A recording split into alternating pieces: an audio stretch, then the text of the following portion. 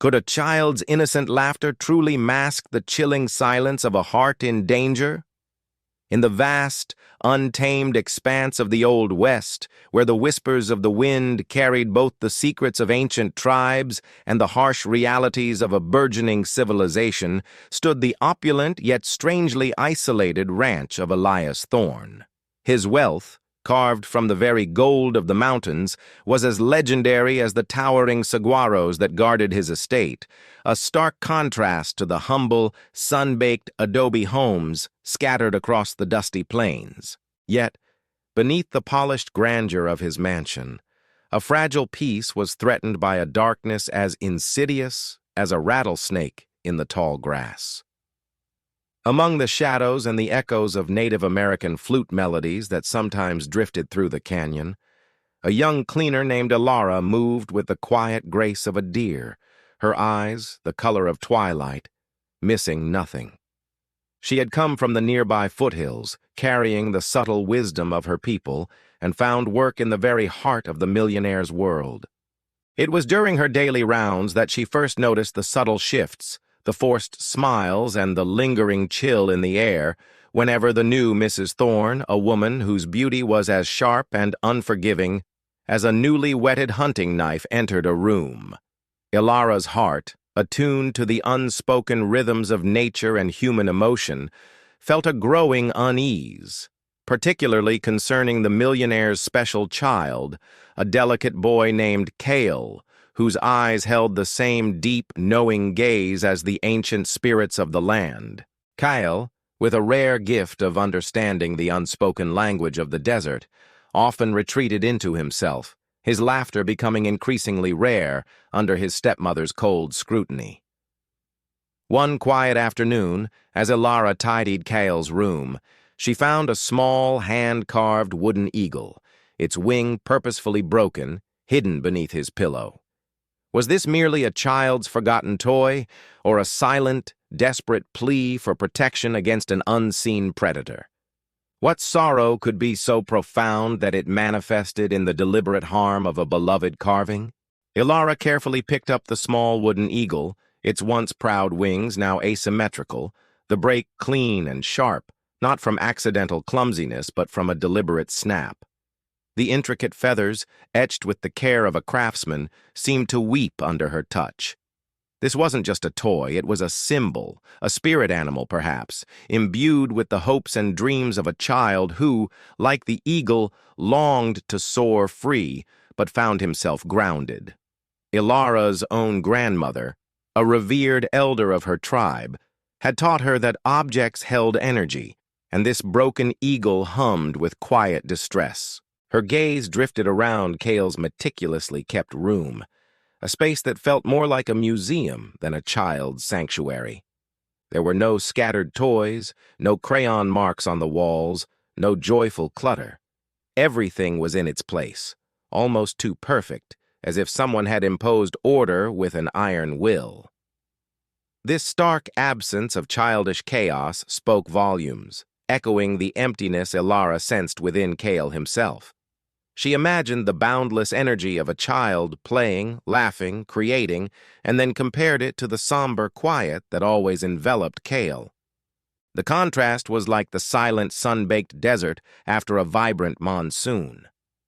Ilara gently placed the broken eagle back, ensuring it was still hidden, her mind racing like a wild horse across the plains.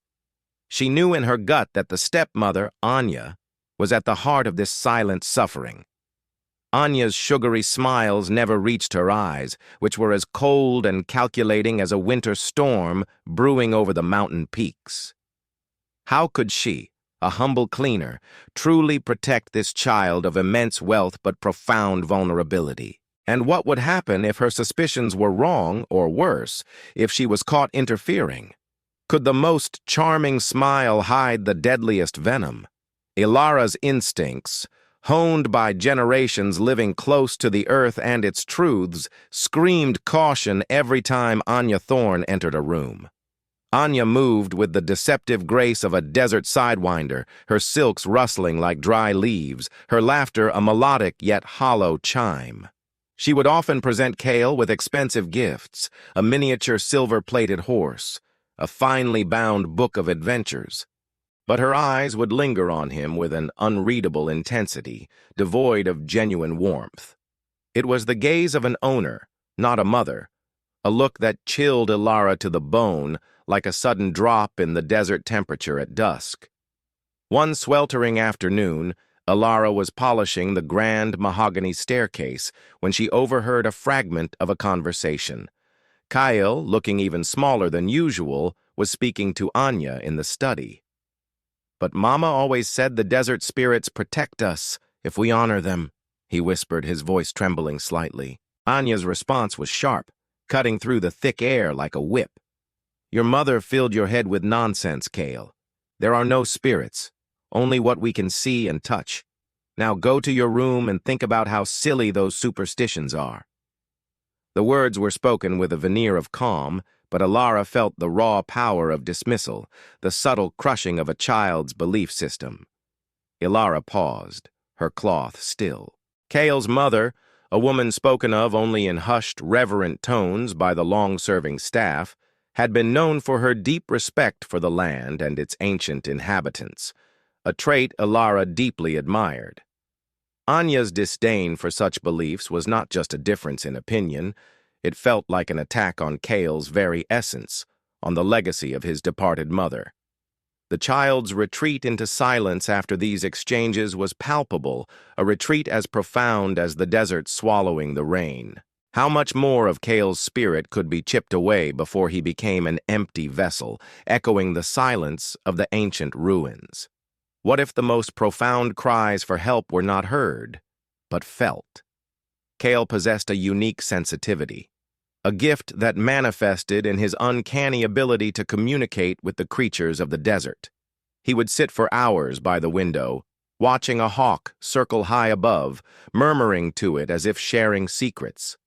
His stepmother, Anya, scorned this, calling it unnatural and disturbing, attempting to stifle this innate connection that was as natural to Kale as breathing. But Ilara, with her own understanding of the world's hidden languages, saw it as a beautiful, powerful bond, like the intricate patterns woven into a Navajo rug. One crisp morning, Ilara found Kale in the stables, whispering to one of the wild mustangs Elias kept. The horse, usually skittish around strangers, stood docile, its head bowed, ears twitching in apparent understanding. Kyle's small hand rested on its mane, and his eyes, usually shadowed, held a fleeting spark of joy. "He understands, Ilara," Kale murmured, not even looking at her. "He feels what I feel." Just then, Anya's sharp voice cut through the stable air. "Kale, what are you doing with that beast? Get back inside immediately. Your father will be furious if you get dirty." The horse shied, and Kale's joy evaporated, replaced by his familiar, distant look. Ilara watched the exchange, a knot tightening in her stomach. Anya's words weren't just about dirt. They were about control, about severing Kale's connections to anything that wasn't under her direct influence. The stables, once a place of refuge and quiet joy for the boy, now felt tainted by the stepmother's intrusion. Ilara understood that Kale's true strength lay in his ability to commune with the natural world, a bond that Anya was relentlessly trying to break. How could she help him nurture this special gift when Anya was so determined to prune it away, leaf by precious leaf? Could a simple melody hold the key to a child's fragmented memories and a stepmother's dark agenda? Ilara had often heard Kyle humming a soft, lilting tune, a melody as old and comforting as the campfire stories of her ancestors. It wasn't a tune commonly heard in the grand mansion, nor one Anya would ever sing. When Ilara once hummed a similar tune herself, Kale's head shot up, his eyes wide with a mixture of surprise and profound sadness. "My mama used to sing that," he whispered, clutching a worn leather pouch that he always kept hidden. "She said it was a song from the wind." Anya, who was constantly monitoring Kale's interactions, had a strict rule: No discussions of his biological mother. If Cale ever brought her up, Anya would swiftly change the subject, or worse, punish him with solitary confinement in his room, claiming he was being disrespectful or too emotional. It was a cruel tactic, severing Cale from the one source of unconditional love and comfort he had known. The memory of his mother was like a sacred spring, and Anya was determined to dry it up, brick by brick. Ilara noticed Cale would often clutch the leather pouch during these times, his small fingers tracing patterns on its worn surface, as if seeking comfort from within. One evening, as Ilara cleaned near Cale's room, she heard Anya's voice, unusually strained, speaking to him. "You will forget that woman and her foolish songs, Cale. I am your mother now." Cale didn't respond, but Ilara heard a faint, choked sob. A moment later, Anya swept out, her face a mask of cold satisfaction. Ilara slipped into Cale's room, finding him curled on his bed, the leather pouch clutched to his chest. He looked up, his eyes brimming with tears, and silently held out the pouch. Inside, Ilara saw a small, faded photograph of a woman with kind eyes and a single, dried desert flower. What truth did this forgotten lullaby and the contents of this pouch conceal, and how could Ilara use it to rekindle the dying embers of Cale's memory? What secrets could the grand, silent walls of Elias Thorne's mansion conceal? Ilara, with her keen senses, began to notice a pattern. Cale's rare moments of joy or defiance were invariably followed by periods of increased sadness and isolation. It was as if Anya had spies within the very fabric of the house, reporting Cale's every transgression. The other servants, mostly older men and women who had worked for Elias for years, were tight-lipped and fearful, their eyes darting nervously whenever Anya was mentioned. They were like the desert creatures who sensed a predator and went quiet, retreating into their burrows. One day, while dusting in the opulent sitting room, Ilara heard a faint creaking from behind a large, ornate portrait of Elias Thorne. Curiosity, as potent as the scent of rain on dry earth, pulled her closer. She pressed her ear to the wall, hearing only the distant sounds of the house. But the next day she saw Anya lingering near the portrait, her hand subtly adjusting it. As soon as Anya left, Ilara carefully examined the frame, noticing a slight looseness. Behind it, concealed by a cleverly designed panel, was a small, almost invisible vent, leading directly into the main hallway, where Cale often played and the servants conversed. A chill ran down Ilara's spine. The house wasn't just silent, it was watching.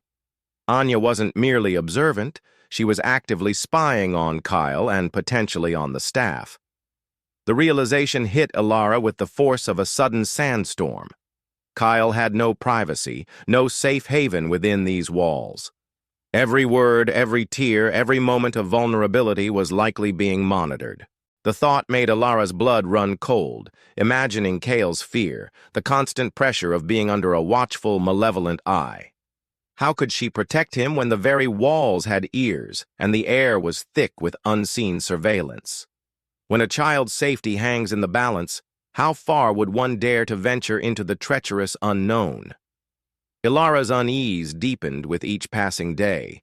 The broken eagle, the hushed lullaby, the spying vent. They all pointed to a calculated campaign to isolate and control Cale. She knew she couldn't confront Anya directly. It would only put her own position and Cale's safety in greater jeopardy. She needed allies, or at least someone who could truly see the subtle cruelty unfolding. Her thoughts turned to Elias Thorne, the millionaire himself. He was often absent, dealing with his vast business empire, but surely he loved his son? Under the cloak of a moonless night, when the desert stars glittered like scattered diamonds and the air was cool and crisp, Ilara made a daring decision. She slipped out of the mansion, saddling one of the quieter horses in the stable, a sturdy, intelligent mare named Whisper, whom Cale himself often favored.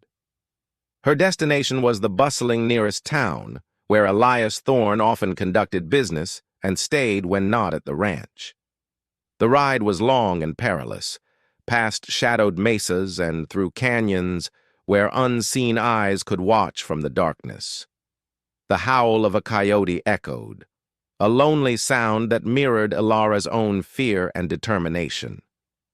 She rode with the fierce resolve of a lone warrior, the desert stretching out endlessly around her, a canvas of primal beauty and hidden dangers.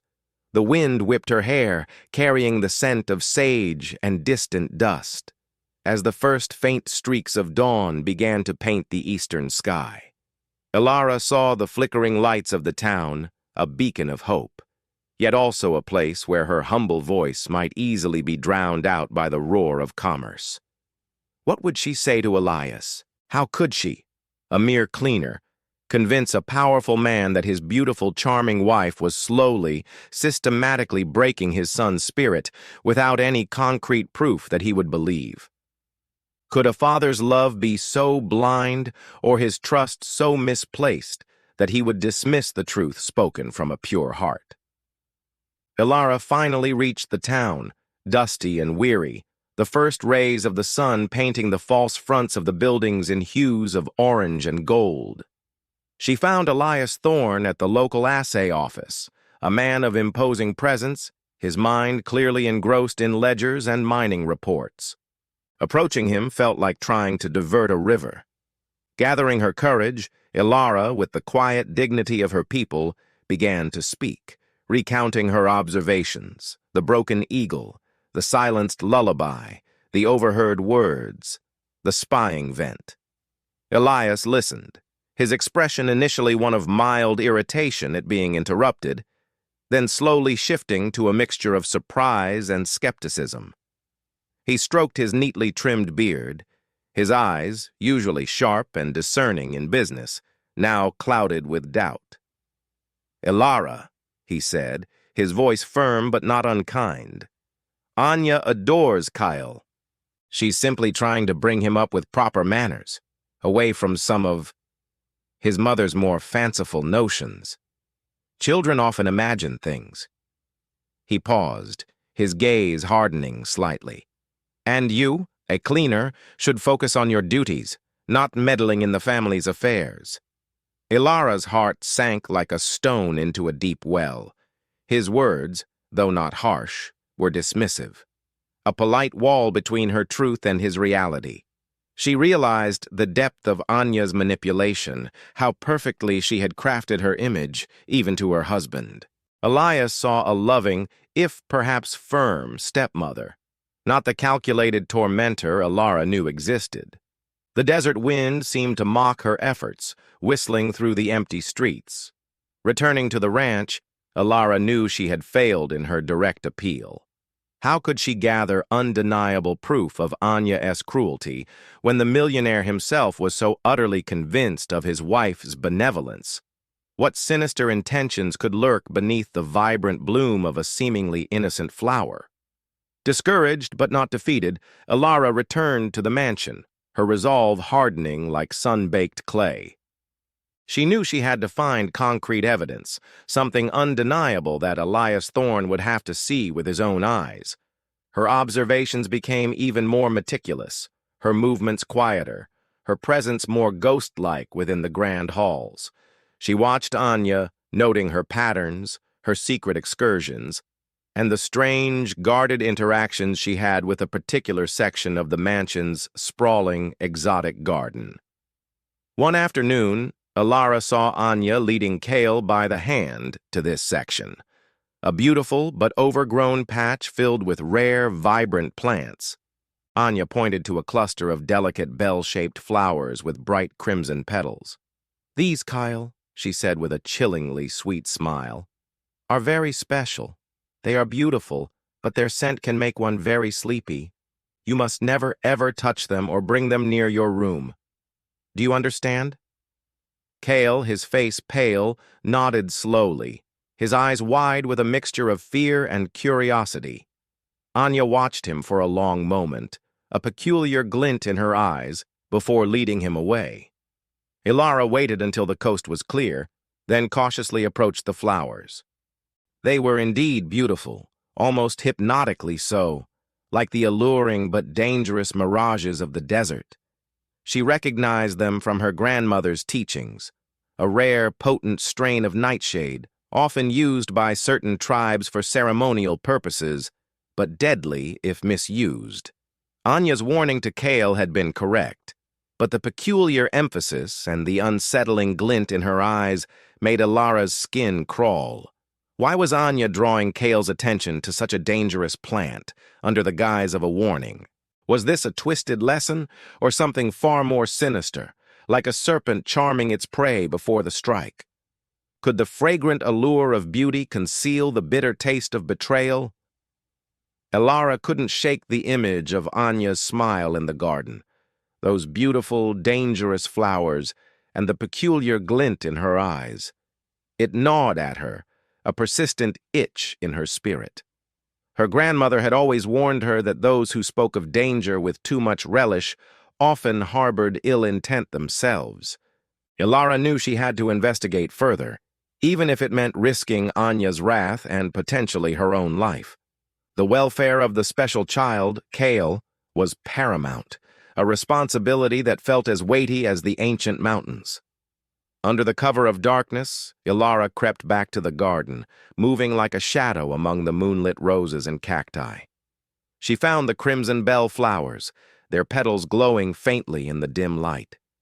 Cautiously, she examined the surrounding area, her eyes scanning for any disturbance. Hidden beneath a loose stone near the flower bed, she discovered a small, intricately carved wooden box.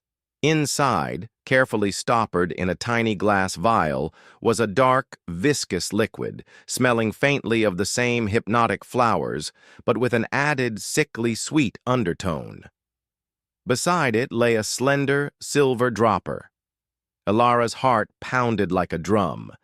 This was no innocent warning. This was a deliberate, calculated action.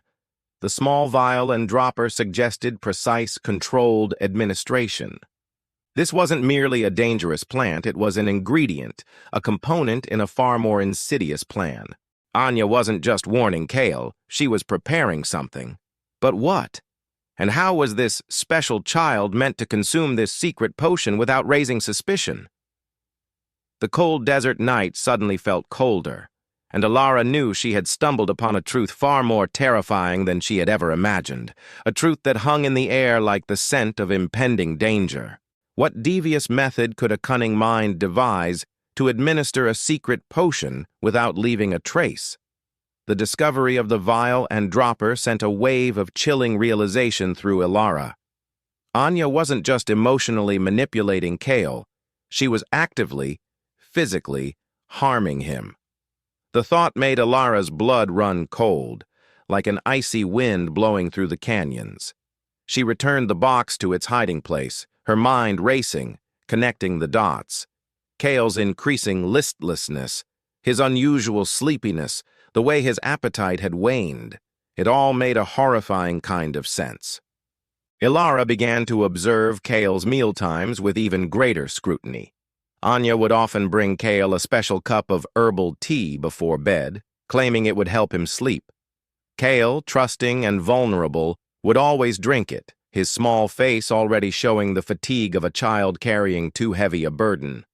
Ilara had always dismissed it as a harmless, if unnecessary, ritual. But now, the image of the silver dropper and the dark liquid flashed in her mind. Could this herbal tea be the conduit for Anya's insidious potion? One evening, as Ilara was clearing dinner dishes, she saw Kyle leave his half-eaten meal, looking particularly pale. Anya, with a solicitous smile, approached him. "Poor Kale, you look tired. Let me bring you your special tea." She disappeared into the kitchen, returning moments later with a steaming teacup. Ilara watched, pretending to clean, as Kale slowly sipped the tea, his eyelids growing heavy even before he finished. As soon as Kale was out of sight, Anya quickly picked up the empty teacup, wiping its rim with her finger before placing it directly into the wash basin. A subtle gesture, but one that screamed of an attempt to destroy any lingering evidence. Ilara now had a target, but how could she intercept the potion without exposing herself to Anya's deadly suspicion? Could the spirit of a departed mother truly watch over her child, even from beyond the veil? Ilara knew she had to act, and soon. The silent poison was slowly claiming Kale, making him weak and pliable. But how to gather definitive proof without being discovered? She needed to confirm her suspicions about the herbal tea. Her native heritage taught her reverence for the natural world and the wisdom of spirits, and she found herself looking for signs, for guidance, in the rustling leaves and the changing desert sky, as if Kale's true mother were whispering encouragement. One night, Ilara dreamt of a white owl, a symbol of wisdom and truth among her people, flying through the mansion, its eyes glowing, leading her to a hidden room. When she awoke, the dream felt so vivid, so real, that she couldn't dismiss it. She remembered stories her grandmother told of spirits aiding the living when injustice was great. Perhaps Kale's mother, who had been so attuned to the desert's magic, was indeed offering a guiding hand. The dream gave her a renewed sense of purpose, a feeling that she was not alone in this fight, like the strength of her ancestors flowing through her veins. Later that day, while cleaning an seldom-used guest room, Ilara noticed a loose floorboard near the fireplace, exactly where the owl had landed in her dream. Her heart pounded as she pried it open. Inside, nestled among old letters, was a small, ornate silver locket. It was open, revealing two tiny, faded portraits. One of Kale's mother, young and radiant, and the other, surprisingly, of Elias Thorne. Engraved on the back of the locket were the words, "Always watching, always protecting." A wave of profound emotion washed over Ilara. This wasn't just a locket.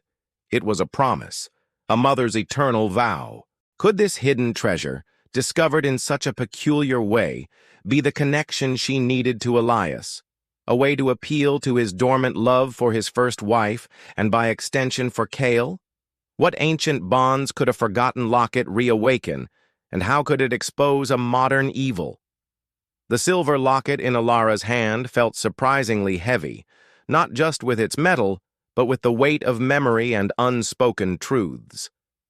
The images of Elias and his first wife, Kale's mother, stared back at her from within the delicate frame, their younger selves smiling, full of hope. Ilara understood now. This locket was a piece of Elias's past, a tangible reminder of the love he once shared, a love that Anya was systematically trying to erase from Kale's life. Ilara knew she couldn't just present the locket to Elias and expect an immediate revelation. Anya's influence was too strong, her deception too deeply woven. She needed to time it perfectly, to create a moment where Elias would be receptive, vulnerable to the truth. She also realized that the locket itself, beyond its sentimental value, might hold a deeper secret. Her grandmother had taught her that certain artifacts, especially those created with love and intent, could sometimes contain hidden compartments or messages.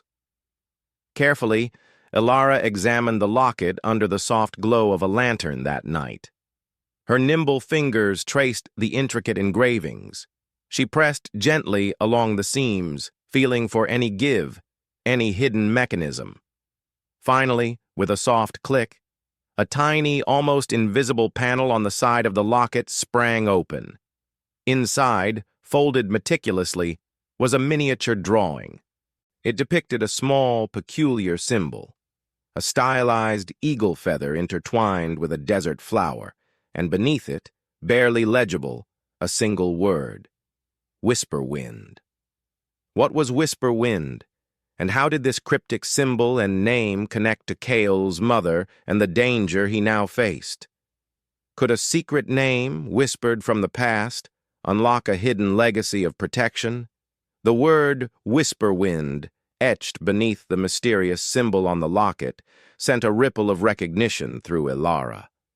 It wasn't a name she had heard in the Thorne household, but it resonated with the natural elements Kale's mother had cherished, and with Kale's own unique connection to the desert. Ilara felt a surge of hope, like finding a hidden spring in the arid lands.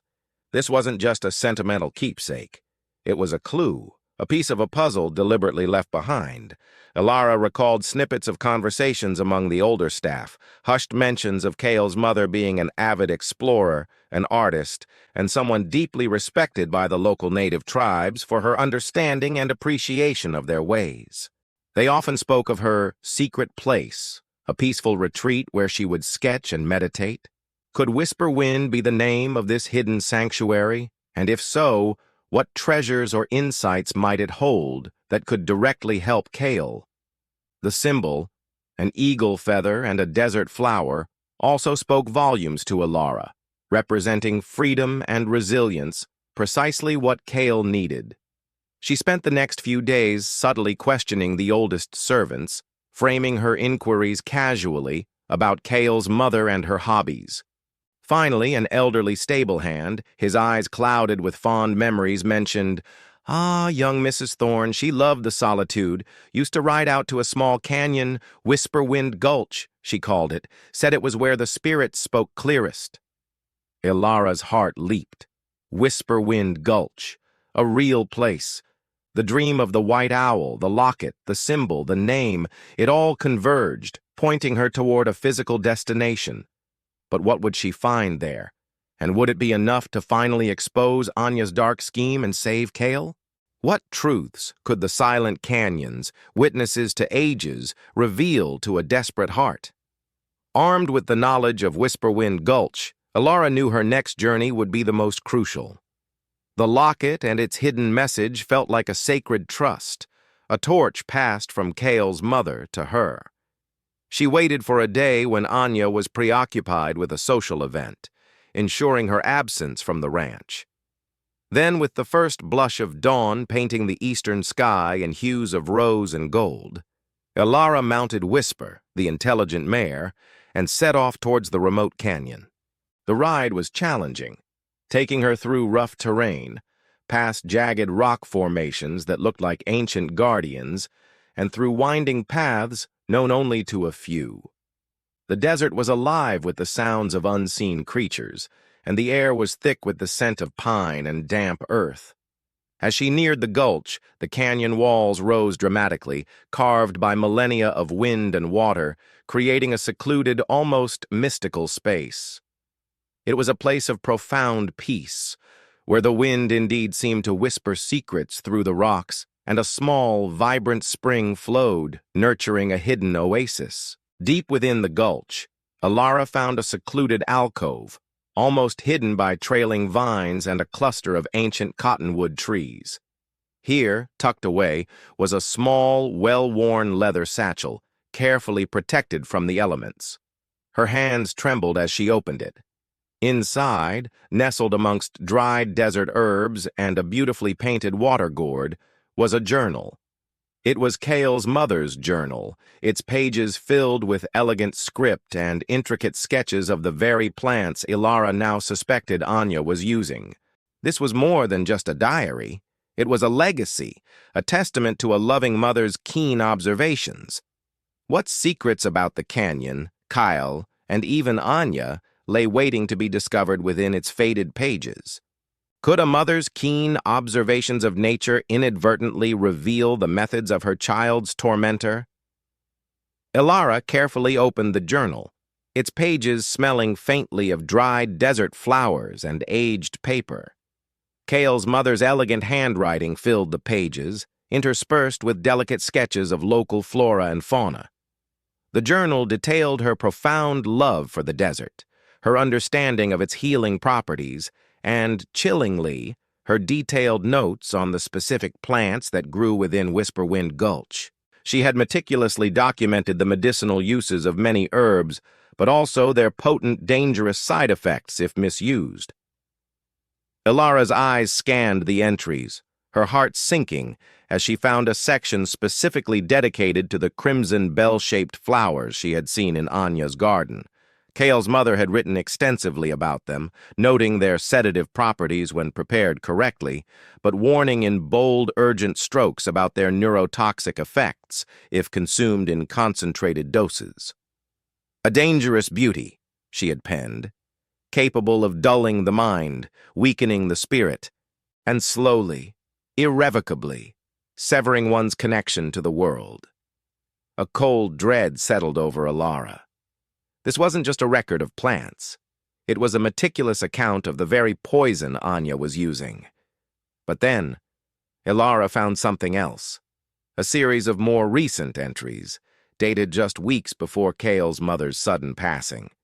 These entries described a growing unease, a feeling of being watched, and subtle, unexplained bouts of drowsiness. There was a specific entry detailing a new, special herbal tea Anya had started preparing for her, claiming it would help her sleep during a period of stress. Cale's mother had noted a strange, sickly sweet taste. The final entry, scrawled with a trembling hand, read, "The tea. I feel so tired. The bells. Ilara, protect Cale." Ilara gasped, the journal trembling in her hands. It wasn't just Cale. Anya had poisoned Cale's mother, too. How could she now use this devastating truth to save Cale and expose Anya without becoming her next victim? How does one carry the crushing burden of a truth so dark it could shatter a family and still find the strength to fight? The realization that Anya had not only been poisoning Cale, but had likely murdered his mother, hit Ilara with the force of a desert flash flood. The journal entries were undeniable, a chilling confession from the grave. Cale's mother had not simply fallen ill. She had been systematically poisoned by the very woman who now sought to destroy her son. The injustice burned within Ilara, a fire fueled by grief and righteous anger. She clutched the journal, its pages now heavy with the weight of 2 lives threatened by such cold-blooded malice. The magnitude of Anya's evil felt like a physical presence, a venomous cloud hanging over the mansion. Ilara understood that Anya was not just after Cale's spirit. She was after the Thorn fortune, and Cale stood directly in her path. This was no longer just about protecting a child. It was about exposing a murderer and avenging a loving mother. The stakes had escalated dramatically, and Ilara, a humble cleaner, now found herself at the heart of a deadly conspiracy, like a small, determined badger facing a formidable mountain lion. Returning to the mansion, the journal carefully hidden, Ilara moved with a renewed sense of urgency, yet also a profound fear. She had the proof, the undeniable evidence Elias Thorne needed. But how could she present it without Anya intercepting? Without Anya realizing what Ilara knew and silencing her? The mansion, once merely a workplace, now felt like a gilded cage, every shadow a potential hiding place for Anya's watchful eyes. The next move had to be precise, calculated, and executed with the stealth of a desert fox, for failure would mean not only Cale's demise, but her own. When all hope seems lost, to whom does one turn in the vast, unforgiving expanse of the Old West?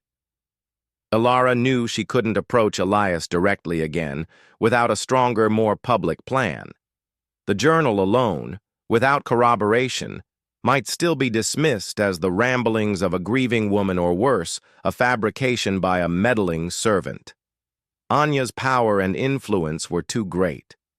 Ilara felt the crushing weight of her isolation, like being stranded in a desolate canyon with no water. She needed an ally, someone Elias trusted, someone beyond Anya's immediate sway. Her thoughts turned to Mr. Abernathy, Elias Thorne's longtime trusted lawyer and business associate. Abernathy was an old, stoic man, respected for his integrity and sharp mind, a man as unyielding as the granite peaks. He had known Cale's mother well and had always shown a quiet affection for Cale. He was often at the mansion, reviewing Elias's affairs, a frequent, if somewhat distant, presence. He was like the ancient wise owl that observed all from its lofty perch, yet rarely intervened. Ilara decided to approach Abernathy. It was a risky move, but a necessary one. She waited until Elias was away on business again, and Abernathy was at the mansion, poring over documents in the study. With her heart pounding, Ilara slipped into the study, the journal hidden beneath her shawl. She spoke quietly, urgently, recounting everything she had observed, culminating in the chilling revelations from Cale's mother's journal. Abernathy listened, his expression unreadable. His eyes, usually sharp, now narrowed in deep thought. When she finished, the room was silent, save for the ticking of a grandfather clock. Could this old, seemingly detached lawyer, a man of rules and reason, truly comprehend the dark emotional depths of Anya's crime and offer Cale the protection he so desperately needed? Could the cold logic of the law find justice in the face of such cunning, emotional manipulation? Mr. Abernathy remained silent for a long moment, his gaze fixed on the journal Ilara had placed on the desk. He picked it up, his aged fingers carefully turning the brittle pages, his sharp eyes scanning the detailed entries. Ilara watched him, her breath held captive in her chest, waiting for his reaction, a flicker of belief, a sign that she wasn't just speaking to a deaf ear. His face, usually a mask of professional stoicism, showed a subtle shift, a tightening around the jaw, a deepening furrow in his brow. Finally, he looked up, his gaze meeting Ilara's, and for the first time, she saw a flicker of concern, perhaps even anger, in his eyes. "This is most disturbing, Ilara," he said, his voice low, almost a whisper. "These entries, the dates, the symptoms, they align with the official reports of Mrs. Thorne's illness at the time. But the special tea, that was never mentioned." He paused, a long, thoughtful silence. "If this is true, Mrs. Thorne has committed a grave injustice, not only against Cale, but against her late predecessor." He understood. The weight of his acknowledgement was immense, like the first drops of rain after a long drought. However, Abernathy was a man of the law, and emotional pleas were not enough. "This journal provides powerful circumstantial evidence, Ilara, but it is not a direct confession. We need more." He placed a hand on the journal. "We need to catch her in the act, or obtain a sample of this tea. And we must do it without her suspecting, for if she does, our lives and Cale's will be in immense peril." He looked at Ilara, his eyes now conveying a shared sense of danger. "This is a dangerous game we are playing, Ilara. Are you prepared to risk everything, like a lone warrior facing a band of outlaws, to expose this woman and save this child? How does one ensnare a predator who operates in the shadows, her weapon an invisible poison?" Ilara, empowered by Abernathy's belief, felt a renewed surge of determination. She was ready to risk everything for Cale. Together they devised a plan, a subtle trap to expose Anya. Abernathy, using his authority and influence, began to create a plausible reason for Elias to be home more often, a major business deal requiring his constant presence and attention at the ranch. This would ensure Elias was witness to Anya's nighttime routine with Cale, subtly forcing her hand. Ilara's part was even more delicate. She needed to somehow obtain a sample of the herbal tea without Anya's knowledge. Abernathy suggested a small, discreet vial for collection, which he would provide. The challenge was immense, like trying to steal a feather from a sleeping rattlesnake. Anya was meticulous, leaving no trace, cleaning up after herself with chilling efficiency. Ilara knew she had only one chance, one fleeting moment to act without raising suspicion, a moment as swift and silent as a desert owl's flight. The tension in the mansion grew palpable. Anya, sensing Elias's increased presence and perhaps a subtle shift in the household's atmosphere, seemed to become even more cautious, her smiles more strained, her eyes constantly darting. She maintained her routine of bringing Cale his tea, but she was more vigilant than ever. One evening, as the sun dipped below the horizon, painting the sky in fiery hues, Elias settled into his study, ostensibly working, but his ears subtly attuned to the sounds of the house. Ilara, her heart pounding, watched from the kitchen as Anya prepared Kale's teacup, her back to Ilara. This was her moment. A narrow window of opportunity, like a brief opening in a sandstorm. Could she, with silent precision, collect the damning evidence before Anya turned around? Or would her efforts to save Kale be crushed under the weight of her enemy's vigilance? In the breathless silence of a single moment, can a courageous act shatter a meticulously crafted deception? Ilara watched Anya, her breath held, every muscle in her body taut. Anya was pouring the steaming liquid into Kyle's favorite teacup, her back still turned, her movements deliberate. This was it. This was the moment. With the agility of a desert cat, Ilara moved, her hand reaching out, not for the cup itself, but for the small, discreet vial Abernathy had given her. In one swift, almost imperceptible motion, she uncorked it, dipped it just barely into the stream of liquid as it poured from the teapot, and recorked it. The entire action took less than a second. A flicker in the periphery. Anya turned, a sweet, practiced smile on her face as she presented the cup to Kale, who had just entered the kitchen, his small frame looking weary. "Here, darling, your special tea." Kale took the cup, his gaze distant, his movements sluggish. Ilara quickly blended back into her cleaning duties, her heart hammering against her ribs like a drum. Anya's eyes swept over the kitchen, a quick, assessing glance before settling on Kale. She seemed to notice nothing amiss. The air was thick with unspoken tension, like the stillness before a thunderclap. Kale slowly drank the tea, his eyelids growing heavy. Elias Thorne, alerted by a subtle cough from Ilara, stepped out of his study just as Kale finished the last sip. He observed the scene with a newly critical eye, noticing Kale's unusual lethargy, the way Anya hovered, her expression a strange mix of concern and something else, something cold and possessive.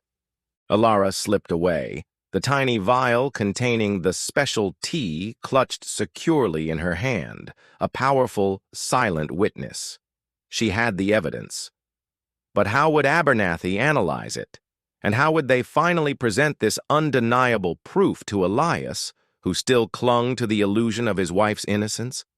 How can a single drop of liquid condemn a lifetime of deception and expose a heart of pure malice? Ilara wasted no time. Under the cloak of night she rode Whisper once more, a ghost in the moonlit desert, to meet Abernathy at a prearranged, secluded location, a small, abandoned prospector's shack on the outskirts of town. Abernathy was waiting, his lantern casting long, dancing shadows that stretched like grasping fingers across the dusty floor. His face was grim, his anticipation palpable. Ilara presented the vial, its contents a dark, unassuming liquid, yet imbued with a terrifying power.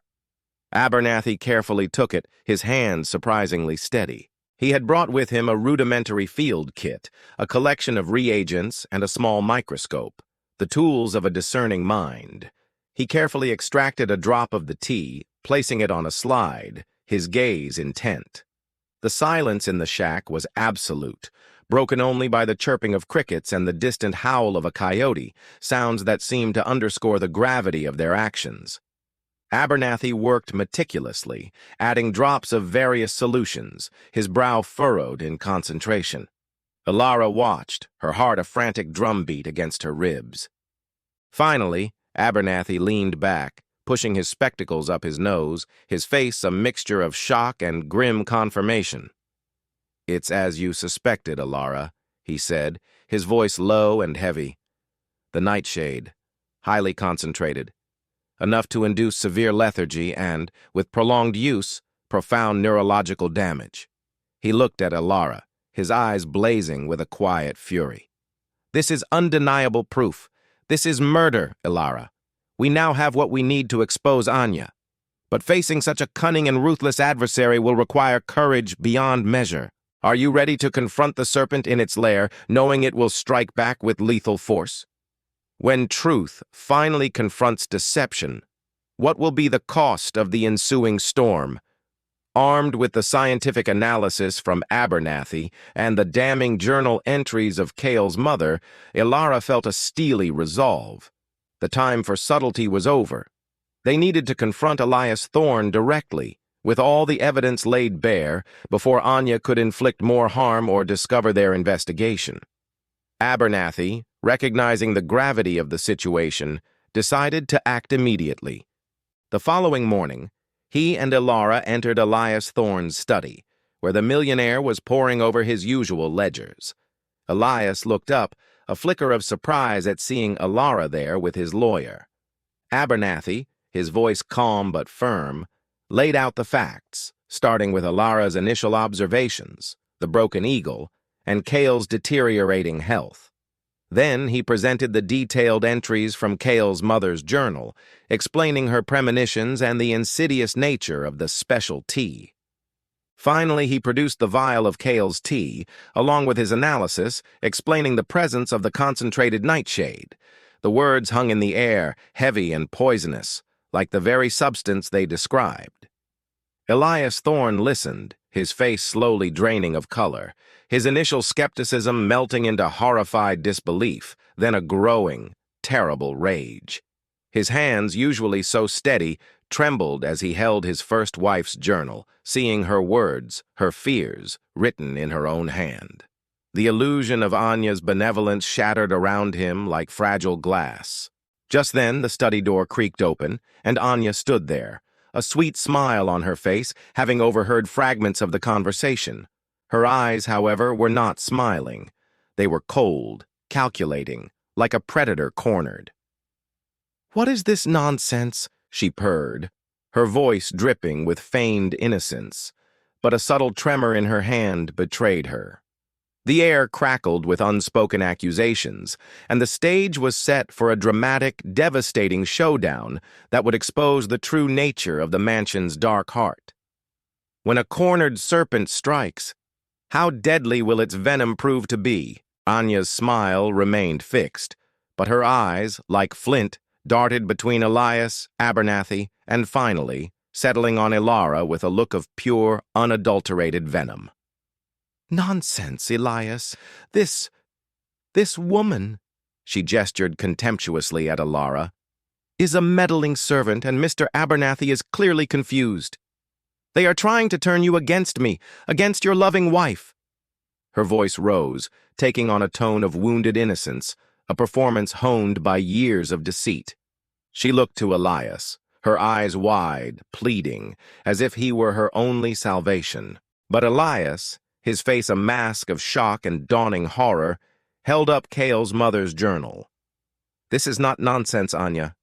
These are her words, her fears, and this," he gestured to Abernathy's vial, "is evidence of poison, the very tea you give Cale."